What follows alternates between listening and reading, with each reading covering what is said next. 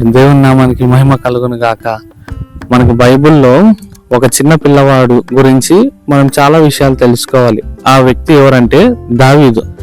దావీదు దేవుడిచ్చిన బాధ్యతను ఎటువంటి సాకులు లేకుండా ఆయన నెరవేరుస్తూ వచ్చేవాడు. దానికి బెస్ట్ ఎగ్జాంపుల్ కొన్ని ఉన్నాయి. దాంట్లో ఒకటి చెప్తా. మనందరికీ తెలిసిన ఒక విషయం దావీదు గొలియాతు యుద్ధం. ఎందుకంటే అదొక గ్రేట్ మూమెంట్ కాబట్టి ఆ విషయాన్ని మనం గుర్తుపెట్టుకుంటున్నాం. ఆ విషయంలో యుద్ధంకి రాకముందు దావీదు ఏం చేశాడంటే ఆ గొర్రెలన్నిటినీ విడిచిపెట్టకుండా ఒక కాపరికి అప్పచెప్పడం జరిగింది. అది మనకి 1 సమూయేలు 17వ అధ్యాయము 20వ వచనంలో అక్కడ రాసి ఉంటది. దావీదు ఉదయాన్నే లేచి అక్కడ కాపరులను ఒక కాపరికి ఆయన యొక్క గొర్రెలన్నీ అప్పచెప్పడం జరిగింది. అలా దేవుడిచ్చిన బాధ్యతలను ఆయన ఖచ్చితంగా సాకులు చెప్పకుండా తప్పకుండా నెరవేర్చేవాడు.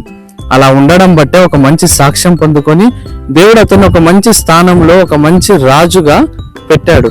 అదేవిధంగా దేవుడు నీకు ఇచ్చిన బాధ్యతలను ఏమాత్రం సాకులు చెప్పకుండా నీవు కూడా కర్తవ్యాన్ని నెరవేర్చావంటే దేవుడు ఖచ్చితంగా నీకు కూడా ఒక మంచి సాక్ష్యాన్ని ఇచ్చి నిన్ను కూడా ఒక మంచి స్థానంలో పెట్టబోతున్నాడు.